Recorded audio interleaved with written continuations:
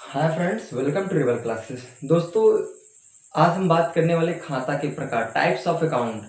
देखिए, इससे पहले एक वीडियो में अपलोड कर दिया था कि बैंक क्या चीज़ है और बैंक का मतलब क्या है, इसकी आवश्यकता क्यों पड़ी और बैंक में हम क्या क्या चीज़ें कर सकते हैं, हम उससे क्या क्या फ़ायदा ले सकते हैं। इसके बारे में हमने एक वीडियो अपलोड किया है कि बैंक क्या चीज़ है। अच्छा, आज हम बात करने वाले हैं कि खाता कितने प्रकार के होते हैं। मीन्स टाइप्स ऑफ अकाउंट के बारे में बात करेंगे। जो बैंक में खाता ओपन होते हैं वो कितने प्रकार से हम कर सकते हैं। तो बेसिकली हम यहाँ पे कुछ 5 प्रकार के जो अकाउंट ओपन होते हैं उसको हमने नोटिस किया है और यहाँ पर नोट भी कर दिया है। तो चलो हम लोग स्टार्ट करते हैं और देखते हैं कौन कौन से अकाउंट हमारे लिए इंपॉर्टेंट होता है।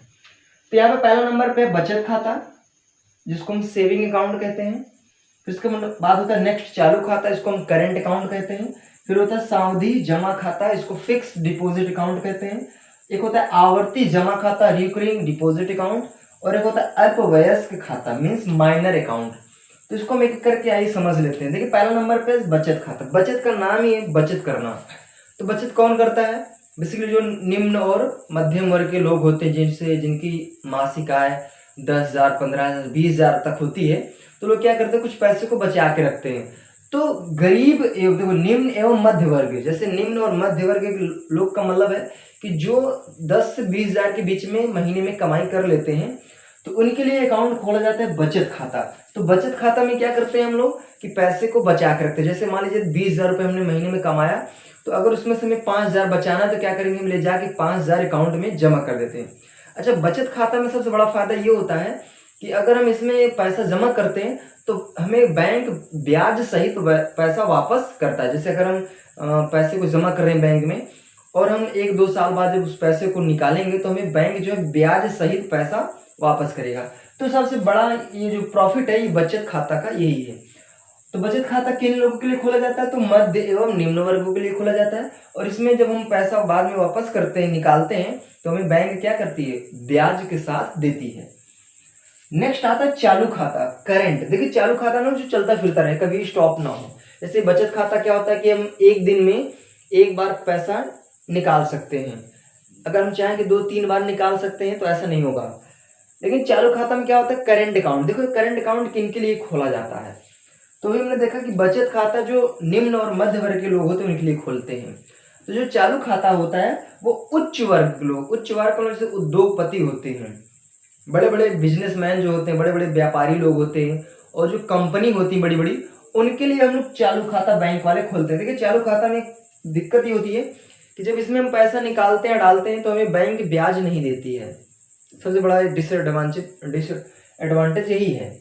अच्छा, इसमें क्या है, चालू खाता में फायदा क्या है कि हम एक दिन में जितनी बार चाहे उतना पैसा डाल सकते हैं, जितनी बार चाहे पैसा हम निकाल सकते हैं। जबकि बचत खाता में ऐसा सिस्टम नहीं है। बचत खाता में हम सिर्फ दिन में एक ही बार पैसा निकाल सकते हैं। वो लिमिटेशन है कि हम 10,000, 20,000 से ज़्यादा नहीं निकाल सकते।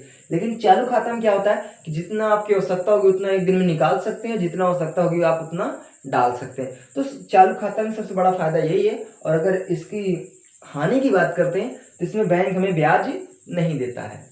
अच्छा, नेक्स्ट आता है सावधि जमा खाता, फिक्स्ड डिपॉजिट अकाउंट। देखिए, यहाँ पे सावधि से नहीं समझ में आ रहा, लेकिन फिक्स्ड समझ में आ रहा होगा। इससे हम लोग क्या होता है कि अक्सर एक गांव में देखा जाता है कि जब लोगों के यहाँ बच्चे पैदा होते हैं, बेटियां पैदा होती हैं, तो उनके नाम पे कुछ पैसा फिक्स कर देते हैं 5 साल 10 साल के। जैसे उनका फिक्स कर देते हैं, भैया इनकी शादी करना है, तो ताकि पैसे की कोई दिक्कत ना हो, तो कुछ अपने हिसाब से जैसे 10,000, 20,000, ऐसे 50,000, जितना उनकी क्षमता होती है उसी के अकॉर्डिंग वो क्या करते हैं, बैंक में जमा कर देते हैं। मीन्स फिक्स कर देते हैं 10 साल के लिए, 15 साल के लिए।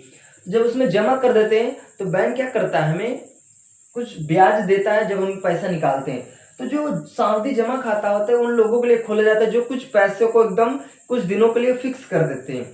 जब कुछ दिनों के लिए फिक्स कर देते हैं तो उसी के आधार पर बैंक हमें जब पैसा वापस करता है तो ब्याज सही देता है। अगर जैसे मान लेता हूँ आपने 10 साल के लिए जमा किया था, अगर 10 साल से पहले आप निकालना चाहते हैं कि हम नहीं 10 साल तक नहीं रख पाएंगे, हमें आवश्यकता पड़ रही है, हमें भी चाहिए, तो जितना आपको ब्याज देना चाहिए था बैंक फिर उतना ब्याज आपको नहीं देगा। आपका पैसा तो वापस कर देगा, लेकिन जितना आपको ब्याज देना चाहिए, जैसे अगर 10 साल का अगर वो दे रहा है 10,000 के पीछे 5,000 ब्याज दे रहा है, तो फिर बाद में आपको 5,000 नहीं देगा, वो थोड़ा कुछ कम पैसा देगा आपको।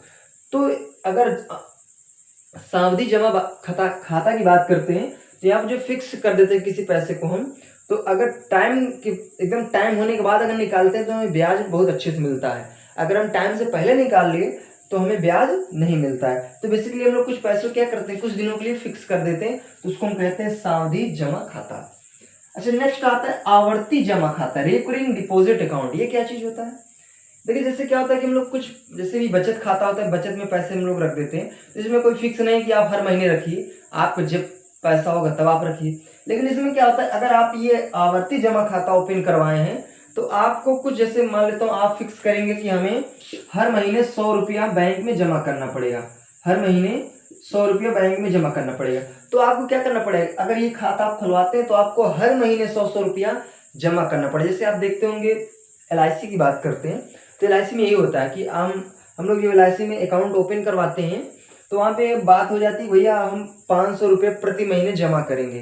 तो बाद में एक टाइम तक फिक्स करते हैं कि आप 10 साल तक जमा करेंगे कि 5 साल तक।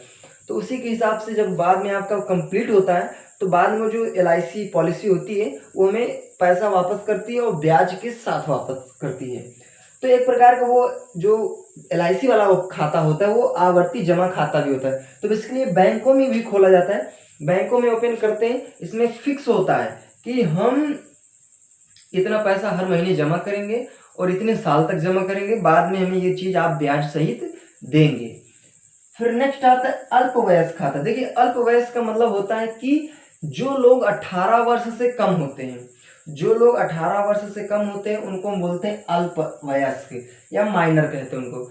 तो इनका जो अकाउंट ओपन होता है उसको हम बोलते हैं अल्पवयस्क खाता। मीन्स ये कह सकते हैं कि 18 साल से कम साल के जो बच्चे होते हैं उनका जो बैंक वाले खाता खोलते हैं उनको हम बोलते हैं अल्पवयस्क अकाउंट या फिर माइनर अकाउंट कहते हैं। तो बेसिकली हमने यहाँ पे देखा कि खाता कितने प्रकार के होते हैं और सभी खाता के नाम क्या है। जैसे मान लेता हूँ अगर कोई बच्चा, ये जो अल्पवयस्क खाता है ये 10 से 18 साल के बीच में ओपन किया जाता है, 10 से 18 साल के बीच में ओपन किया जाता है। अगर मान लेता हूँ कोई बच्चा 10 साल से कम है तो उसका हमें खाता ओपन करवाना है, तो उसका खाता ओपन होगा लेकिन उसका जो अकाउंट लिंक होगा वो उनके माता और पिता से लिंक कर दिया जाएगा। उनका डायरेक्टली एक अलग से खाता नहीं ओपन होता है, तो उनका जो खाता ओपन होगा उसका अकाउंट हम माता या पिता से लिंक कर देते हैं। तो बेसिकली जो अल्पवयस्क खाता होता है वो 10 से 18 साल के बीच के बच्चों का ओपन होता है और उन्हीं के लिए ओपन होता है। तो बेसिकली हमने यहाँ पर खाता कितने प्रकार के, तो इनको हमने देखा और इनके बेसिकली काम क्या है उनको देखा, और ये जो खाता ओपन होते किन किन लोगों के लिए ये ओपन हो सकता है उसको हमने देखा। तो बेसिकली खाता के प्रकार में आज इतनी बात करते हैं।